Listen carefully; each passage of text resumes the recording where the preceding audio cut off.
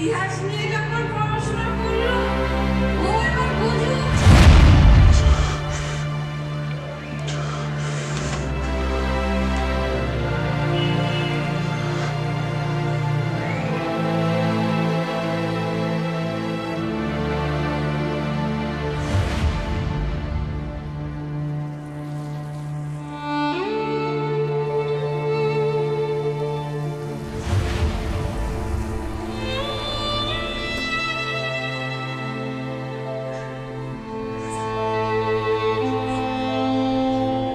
কি হয়েছে, তাকিয়ে আছো?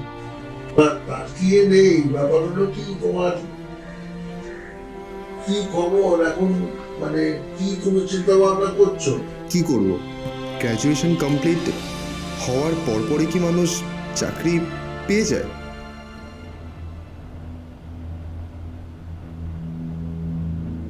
হ্যালো, হ্যাঁ রাজ। ও অফিসে আছিস? বলছি শোন না,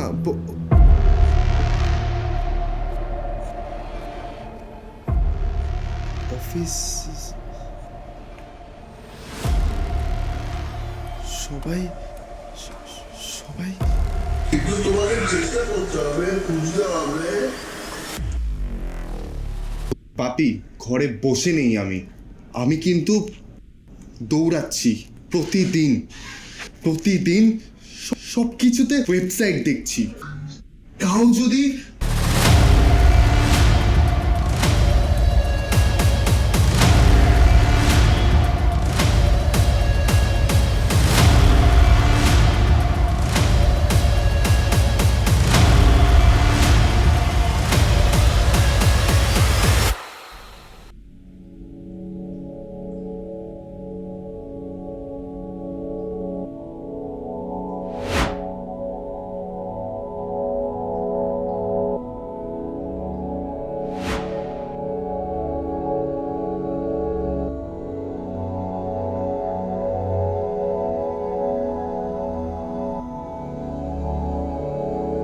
ও চাকরি বাকরি খুঁজলে খুঁজুক, যা খুশি করে করুক, তোমার আমার আর কোনো দরকার নেই।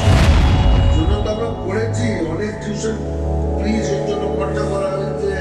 আমরা তো কখনো কোনো ব্যাপারে পিছিয়ে ছিলাম না।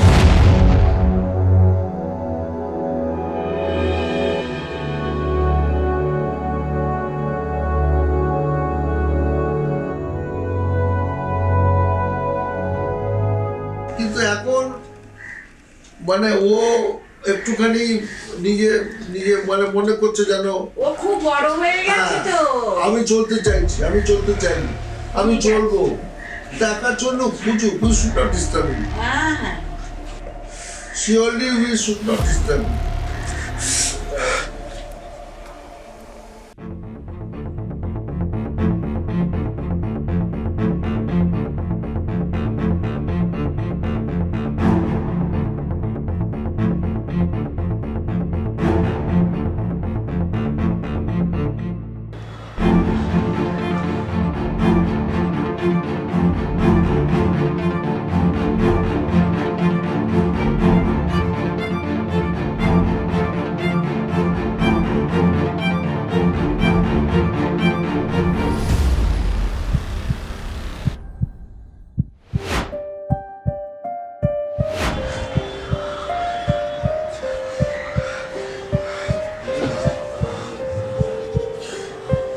দৌড়াচ্ছি, সব ওয়েবসাইট চেক করছি, তাও যদি তোমরা না বোঝো তাহলে কে কে বুঝবে?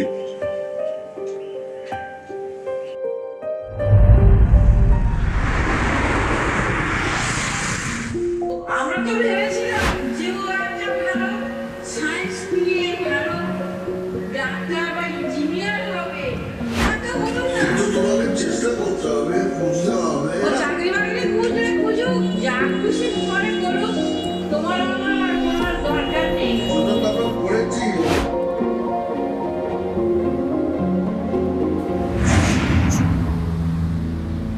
কি করতে যাচ্ছিলে তুমি? স্যার আপনি বুঝবেন না বোঝার কি আছে, এখানে স্পষ্ট বোঝা যাচ্ছে তুমি কি করতে যাচ্ছিলে। একটা টেনে চড়া মারবো না তোমায়। স্যার আপনি যান স্যার প্লিজ। কেউ করে এসব? এই শিক্ষা দিয়েছি? হাত জোর করে বলছি আপনি যান স্যার প্লিজ, আমি চলে যাচ্ছি। দাঁড়াও দাঁড়াও আরে স্যার। দাঁড়াও, বলে যাও কি করছিলে তুমি এখানে? সুইসাইড করতে যাচ্ছিলে না? আপনি বুঝতে পারছেন না স্যার আমার কন্ডিশনটা, আপনি প্লিজ যান স্যার। না, সুইসাইড করতে যাচ্ছিল। চলো আমি আরে যাচ্ছি তোমার সাথে। প্লিজ না স্যার। চলো চলো। না না কিসের এত সমস্যা তোমার বলো? এত কি তোমার দরকার পড়ে গেছে যে এরকম একটা স্টেপ নিতে যাচ্ছ? দেখো, বুঝতে পারছি আমাদের জীবনে সমস্যা আছে, তাই বলে এরকম করবে তুমি? যাই হোক, মনে হচ্ছে তুমি কোনো গভীর সমস্যাতে আছো। তোমাকে অনেক বছর পড়িয়েছি আমি, কোনো সমস্যা থাকলে বলতে পারো আমাকে, আমার উপর ভরসা রাখো, সব বোঝা যায় কে কিভাবে, কে কোন দিকে যাচ্ছে। তোমার সাথে আমার কথা বলার দরকার আছে, তোমারও দরকার আছে তোমার মনে যা চলছে খুলে বলা। কোনো গভীর সমস্যাতে আছো তুমি, চলো তোমার সাথে কথা বলার আছে।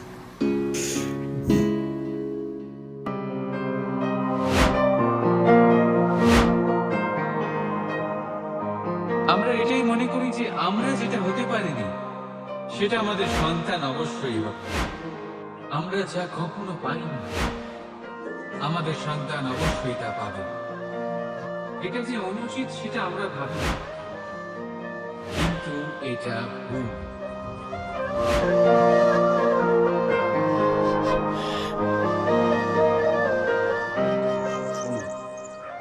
জীবনে সমস্যা আসতেই থাকে, সমস্যা হচ্ছে জীবনের একটা অংশ। তাহলে কি আত্মহত্যার পথে যাবে?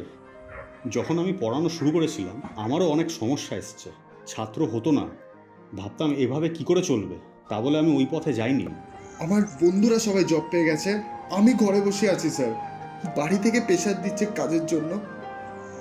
এইভাবে এইভাবে চলতে পারে না স্যার, চলতে পারে না। টেনশন নিচ্ছ কেন? হ্যাঁ, তুমি যেটা বলছো ওটা ঠিকই, অনেক বাড়িতে এরকম সমস্যা আছে, প্রেশার দেয় ছেলে মেয়েদের যে চাকরি হচ্ছে না কেন। তবে সব কিছুর একটা সময় আছে। আজকে ও এত আগে পেয়ে গেছে, তুমি হয়তো আজকে পাচ্ছ না, কালকে তো পেয়ে যাবে। চেষ্টা করতে থাকো, সব সময় সময় ঠিকই হবে। তোমাকে শুধু ধৈর্য ধরে চলতে হবে। তা বলে এটা না যে তুমি এভাবে আত্মহত্যার পথে যাবে, তুমি ভুল পথে যাচ্ছিলে। ভবিষ্যতে ভালো কিছু লেখা আছে, আমি বলছি আজকে, মিলিয়ে নিও পরে। এখন ভেঙে পড়লে চলবে না। থ্যাংক ইউ স্যার, সত্যি আমি ভুলই করতে যাচ্ছিলাম স্যার। তোমার কাছে আমার নাম্বার আছে তো? হ্যাঁ হ্যাঁ যখনই সমস্যা হবে আমায় ফোন করে নেবে, ঠিক আছে? কোনো অসুবিধা নেই, আমি যেখানে পড়াতাম এখন ওখানেই। দেখুন, সমস্যাহীন পৃথিবী হয় না। সমস্যা, অভাব, নেগেটিভিটি, অবসাদ এগুলো থাকবেই। পৃথিবীর যত বয়স বেড়েছে, সভ্যতার যত বয়স বেড়েছে, এগুলো বাড়তে বাড়তে গেছে। ফলত এগুলো থেকে পালিয়ে লাভ নেই। থাকুক না এগুলো ঘরের বা জীবনের কোণে, চলুক না আমাদের সঙ্গে। হোক না মন খারাপ, তাতে ভয় কি? মনের জানলাটা এত বড় করে রাখতে হবে যাতে সেটা খুললেই অনেকটা আলো এসে পড়ে। নাটক শেষ হওয়ার আগে স্টেজ ছাড়বেন না। মনে রাখবেন এটা আপনার স্পেস, এটা আপনার জন্য ধার্য।